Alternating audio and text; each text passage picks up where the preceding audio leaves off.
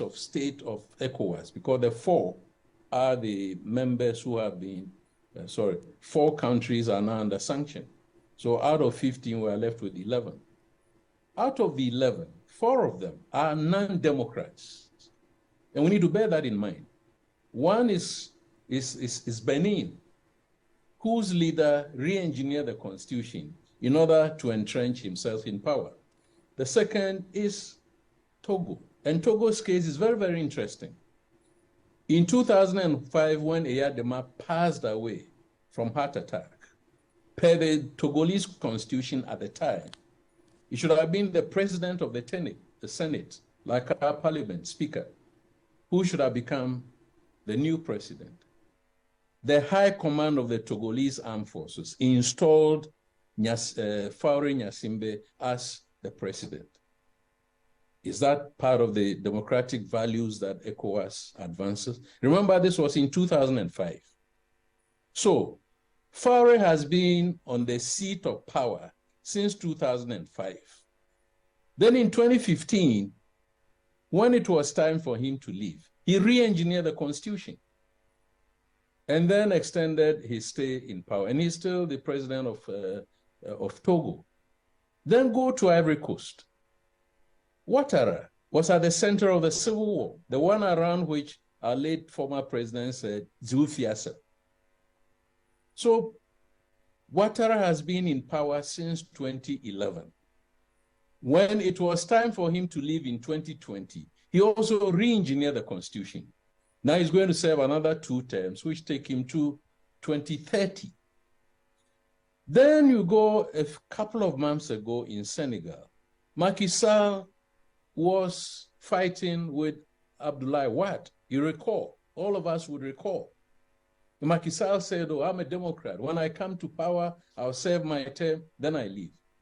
Now Macky Sall comes, his term is over, or will be running out very soon. Then he says, no, I'm also changing the constitution to start a new set of terms.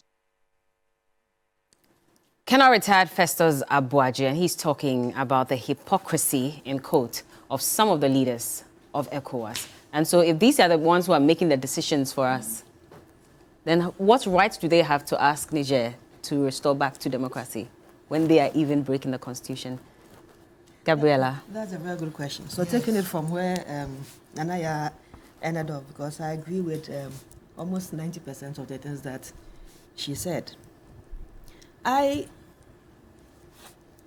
qualify this group of ECOWAS leaders, this current group of ECOWAS leaders, as nothing short of a club of supposed big boys who use national interest to push their own personal interest and that of their foreign interest. The thing we're having in Niger is a very simple thing. The people have rejected the so-called democratically elected leader, Bazoum. ECOWAS, in its attempt to go and restore a democracy, I want ECOWAS to be specific on what exactly they are calling restoring a democracy. Is it to reinstate Bazoum? That's what they're asking. Because you cannot reinstate Bazoum without plunging Niger into a civil war. If you look at how the Nigerian people are celebrating this coup, if you go and impose this gentleman again on them, there's going to be an uprising. And this is going to be a civilian uprising and not a military revolution. ECOWAS will be better served negotiating an exile agreement for Bazoum to leave Niger. And then talk to the junta to have a transitional government to restore democracy back to Niger. If you look at the sub-region, this is a general phenomenon across the entire globe, but specifically in our sub-region, where our people feel so deprived about democracy. They feel that democracy as has been sold to us has not been able to deliver on the promises that subsequent governments, if a prior government and subsequent governments are able to deliver. So it's just nothing short of just a bunch of talkers who only come and talk and talk and talk and talk and talk just to excite people, and then there's no show. The reason why these military regimes are becoming popular in our sub is because people feel that the military people are more of men of action than words. If you look at the popularity of Ahmed Touare in Burkina Faso now, they are referring to him as Thomas Sankara. But if you ask yourself, so what exactly has Touare done since he became a leader in the last? You can't really specify what exactly it is, but they still see him as a person of action. But that's where the problem is. Because they're saying that because they're not he's only doing been there much. 1 year. And he is there because his priority is to fight insurgents. But on the economic side, he's now trying to get a grip of that. And that's why he's even pushing and aligning himself to Russia. Because he no longer wants to deal with France. Yeah. And the concomitant repercussions of having to deal with an imperial power such as France. France itself, their government, is unpopular in France. But staying in Niger and the sub-region, we have, Naya mentioned, we have Wagner in Burkina and Mali. Burkina and Mali and Chad have already pledged that if you declare war on Niger, accept that they are part of Niger's contingent.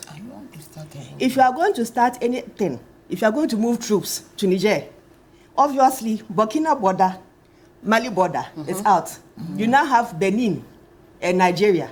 The Nigerian Senate has already told Tinubu, go and negotiate through diplomacy. Yeah. Because even in their own country, their systems cannot support a humanitarian exodus from Niger into Nigeria. And mind you, there's a lot of issue between Nigeria and Niger. Once upon a time, they were one country. It was the colonialists who decided to separate them. So they are not willing to even allow troops to pass. Yeah. Same northern Nigeria. Is that not where you have Boko Haram and all these insurgents? You've not been able to fight them.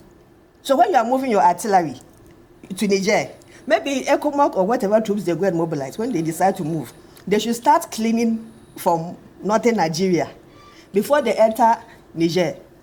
But Bella, this is a very complex issue that ECOWAS leaders ought to tread carefully. It is obvious that the consensus is, across the sub-region, that none of these countries' citizens are interested in military confrontation. The people who are under these military regimes are happy to be under military regimes. Do not go and force a system they are not willing to take now. Because if you look at what is happening to the Francophone countries, there's a whole systematic shift within their structures. Because as Nanaya said, their apron strings are tied to France. The failure of France as a nation replicates on them. As a sub-region, they are one of the poorest. The only thing that works for them is the stability of their currency because it is tied to the Central Bank of France. But when it comes to resources, mobilization, and management, and building their economies, they are like beggars to France. How can you expect that I should send you my reserves, and then when I need money to build my country, I should come and beg you for it, and then on top of that, you are adding interest payment on my money. But you are using my money to build your country. Is this a fair system? No. So ECOWAS should rather look at how they can get people to redesign and reframe Francophone Africa and put it to France that as a sub-region, we are calling for a change in how we negotiate with Europeans. This thing with Niger, during the Russia-Ukraine war, when Russia refused to send gas into Europe, Europe now had to come looking for gas to power Europe. They came to Nigeria to strike a deal. And so they are constructing their gas pipeline from Nigeria straight to, which goes through Niger. Niger is sitting there, 3/4 of Niger is dark, no electricity. But you, Nigeria, you have the resources to pass it through our country to go and power Europe. You are not thinking of how you should go, you are going to help us to power Niger. When this whole coup thing started, Nigeria is in darkness. When the whole coup thing started, Nigeria was so excited to go and turn off that quarter power they've been giving to Niger under the guise of so-called embargo or some nonsense like that.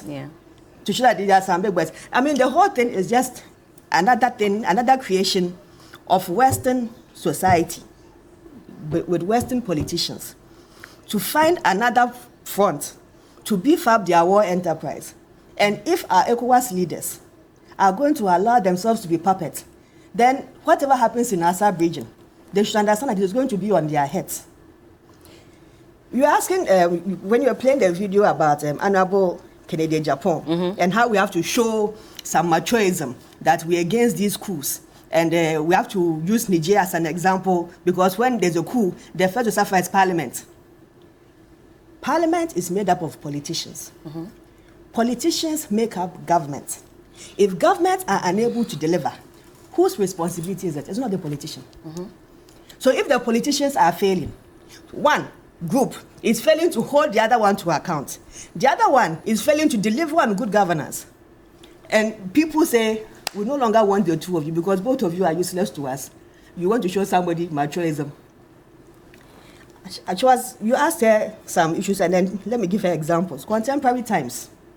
3 key issues. Last year, when the economy went into disarray, before we went to IMF, I was sitting here, and I said plain, Ken Ofori-Atta must go, because he has nothing to give us. His own parliamentarians said that he should go. They gave the Akufo-Addo ultimatum. 80-something of them. Supposedly on principle, that the man has outlived his welcome. Akufo-Addo says, let's wait till after IMF negotiations. We have finished IMF negotiations. In fact, your so-called IMF negotiations, it even came out that we have run a debt of 60 billion on the central bank. And you call this competence. And he's still sitting there as finance minister. NDC is saying that Governor Anderson should resign. Why should Anderson resign and Ken Ofori-Atta still sitting there? Sitting there. Who plunged us here? Who was going to Eurobond every year to go and take 40 million because his company was benefiting? He is laughing all the way to the bank where we have been impoverished. 850,000 of our fellow compatriots have been pushed into poverty because of this man's so-called economic management. As a government, did you come to power to come and maximize welfare of people, or you came to run us down? Did you come to build our society, or you came to make sure that you come to impoverish people, push them into hardship, do whatever you like? I'll give you another example. Yesterday or 2 days ago, Foreign Affairs Minister went with media, passport office. Some sensational thing she went to do there. The people are outsiders. The Guru boys, there are people inside. We are doing investigation. Listen very carefully. We are doing investigations. Names have come up. There and then, or the cat was let out of the bag. The names that has come up, she's already told them that your names have come up. And then she adds, from Monday, don't come to work. That is your warning. Then the annoying thing that she adds to it, she comes and says, those people who have been mentioned, go. Where are they going? Back into the public service to go and continue stealing. Who caused the problems at the passport office? You come and tell them that you use digitization to solve a problem. But if you deny simple things as passport booklets, and they don't have passport booklets to print passports, are you not going to create a backlog? If I'm somebody who travels a lot, and I'm constantly utilizing passports, and I must get a passport within 2 weeks, and I'm willing to pay premium for that service, but that passport is taking me a year to acquire, because of what I'm going to lose, will I not be willing to pay 2,000 cedis so I can go and move around and get something more than that 2,000 for my travels? So you've created a racketeering system. And then you come and stand on TV, some sensational thing and come and tell us, and the Guru boys are outsiders and what? If people are capitalizing on the weakness of the structures you have created, and man, you just said right now they are printing a passport from November 2022. We are in August 2023. So the students who wanted to go to school March, April, May, don't have passports to go to school. The business people don't have their passports. Unless you pay that 2,000. Unless you pay that 2,000, which you have created. And then let me land on here. Okay. Then you come and tell me. You see, is your name foreign minister? You see, then you create this impression that you are solving. You are not solving anything. In fact, you even worsen the thing for Akufo-Addo. If I was president, the very minute I saw you on air granting that interview, I would have fired you. The president should have fired Your job is supposed to fix the problem. That is why we have a democracy. We are not a democracy to come and be voting and talking. We are a democracy to fix problems for people. People need to see changes in their lives. People want to see that there's efficient service delivery in public service. If people have seen a lacuna and are milking it, your job is to block it. Those who are doing this, there's a public service code. You're supposed to fire them. You sack them. You don't tell them, don't come here. And Monday, if you don't fire them, you leave people unhappy. Continue. You leave people unhappy, and there have been comments, even though we condemn them in every sense of the word. There have been comments that what is happening in Niger, what's happened in Guinea and Mali and Burkina Faso, if we don't fix the problem here, we're likely to face the same kind of thing. But every time this comment is made, it looks as if, and we heard from Lerato this morning, she says that you can criticize governments, but don't criticize them with their hands tied to their backs. Give them room. How is your hand Give them room to improve upon the situation. Please. You went and said you created a so-called digitized system that is supposed to bring efficiency and cut out corruption. You failed to give contract for printing of booklets. In fact, as it stands right now, you have so many passport offices across the country. Some of them don't have the pressure of Accra. Can't you share the Accra data to your offices to print and bring to Accra for distribution? Can't you find a private printer who can print these things to clear the backlog, or short-term contract to clear the backlog, so people get access to their passport? If you don't fix a system and you come and stand and sensationally come and bring media people to come and make noise, I'm communication officer. I can equally organize media and create any situation I want in this country, but that does not fix the problem. Okay. Larissa, what is Ghana's national interest in all of this? What is Ghana's Because we need to have interest? a national interest. What is our national interest? At the end of the day, whatever every government that comes in power seeks to do, it's like fundamentally the well-being of What is citizens. our national interest if we decide to also deploy military to Niger? Oh, you're still That's on what I'm that. asking I thought you were going on the tangent that it's all part Gabriela of it. went We're as talking about a the coup. regional communications officer. You expect her to do this. Nothing that, and I always say it, and I've said it to her a number of times. The fact that you're in opposition, and if until recently you were not, if not for they watching and learning from us, they shouldn't have been called the communications officer. Should have been a propaganda secretary. They learned it hasn't from changed. Fundamentally, they learn from the NPP. They learn from the best. The NPP? Fundamentally, look. Fundamentally, look. Well, if you look at the Facebook stream, the comments are in favor of Gabi and the statements that she's making. That's fine. So clearly, they seem to be happy with what she's saying. If you want to judge what is happening in Ghana by Facebook, but these are viewers as well. It's fair. They are entitled to their opinion. Okay. Right. Whatever any Ghanaian says, that's the opinion. So if Let's I want keep a Gabriela, and let I'm me go paying on. bribe to get a meter, Gabriela, please allow propaganda. At least there's a digital system to ease it, and she can't sit down here and say. How is it easing it? She can't sit down here and say that the digital system hasn't eased acquisition of. I'm talking about issues that. What about the coup? I was just asking what the national agenda is and the interest. Have you seen any statement from the president or anybody on our position in about their meeting? Their meeting.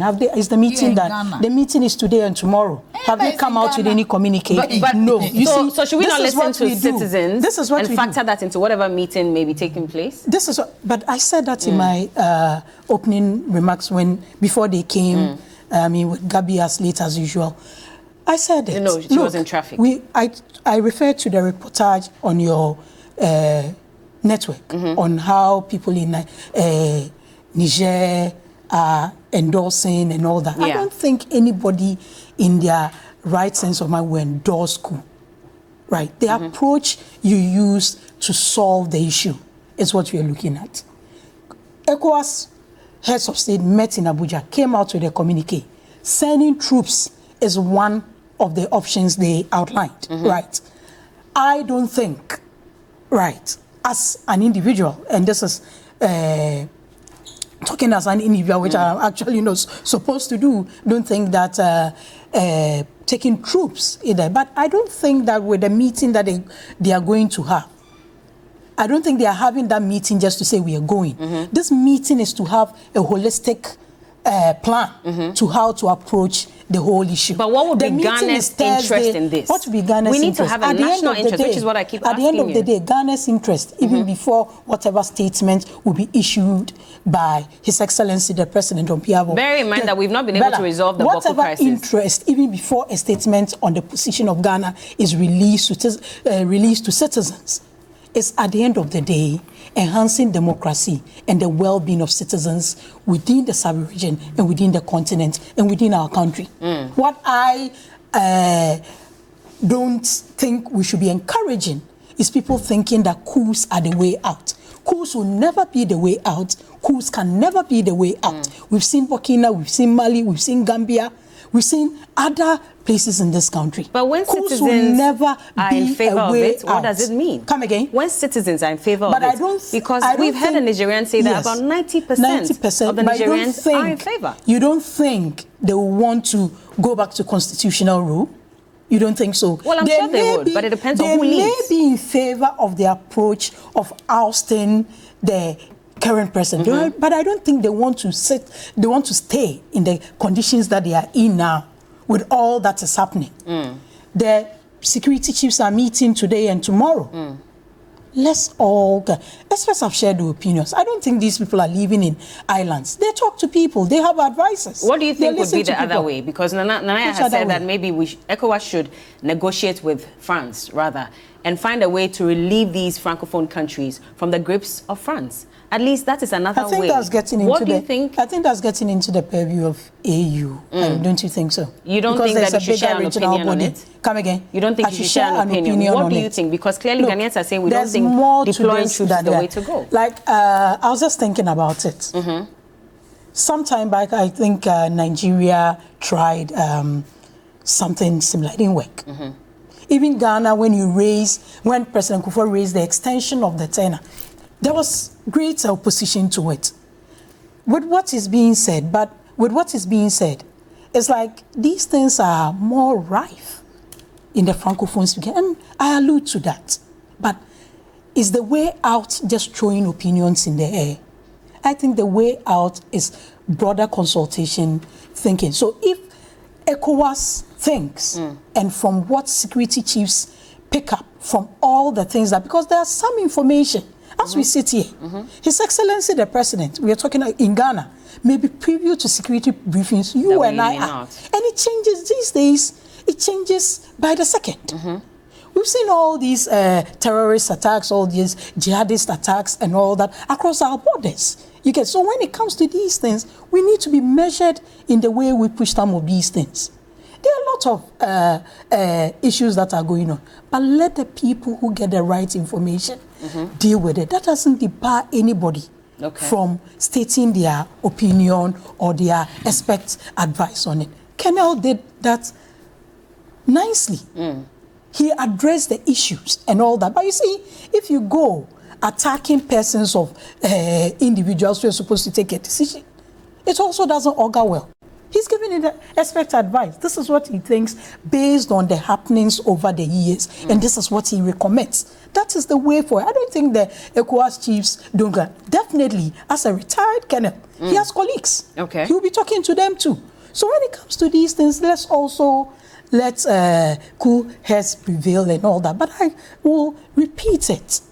Coups in any shape or form is not something anybody should be excited about. 100. And it's not something that anybody should think that if democracy is not fair. Democracy may come with its own issues and its own challenges, but I don't think coups. And Ghana, as we said, let's also protect our. We may have our disagreements. We may have our opinions. Right? What makes life easier for the citizens. Why not? That is the and that's what I asked you earlier. That yes. Are we really looking out for the citizens of the country when we rule?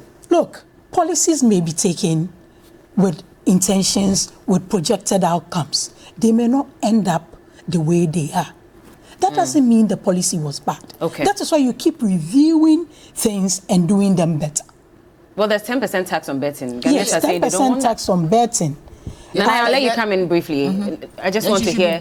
Yeah, just very brief. This is just about 30 seconds. Lerato, Ghanaians say they don't want the 10% tax on betting. Which Ghanaians said they don't want it? Ghanaian youth say they don't want it.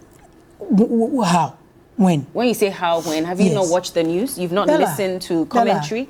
Over the years, we've had everything conceivable taxed. Over the years, one of the major sources of revenue for every state is taxes. You said we'll move from taxation to production. It's taxes. Right. There are lots of interventions for the youth. I beg to differ from the positioning that betting is mainly for unemployed youth. Okay. No, you make it brief for me so then I can come in. Who are well-to-do, who engage in some of these things. You go outside this country, who fills the casinos and all those places? Look, we've gotten to a point, and this putting taxes on betting and all that can be, we can go back as 2015 when it started. It's gone through a lot of reforms. If the conversation is the percentage, but don't also let us lose sight of the fact that the VAT that was on it is no longer on it. Now that 10% is on winnings. If we want to have a conversation on the percentage of it, I mean, that is a conversation because there was a lot of stakeholder engagement from the angle of the Ghana Revenue Authority on this. Okay. We moved from 2015 to 2016 to 2017 when it was done away with. 2020, this industry has grown as much as 92 billion and above. So some of these things, when they are being instituted, let's be careful. The approach of our competitors is totally wrong. And if they think this is the way to have solidarity with you, then they are missing it. All right, Nanaya. Yes, dear. Well, I don't know if you want to touch on the coup, but we've moved on to the tax now, the 10% tax. After the coup, we should have even discussed it the whole period. Because you see, even before the ECOWAS can move into any sovereign nation, they need the approval of the UN. Do you get me?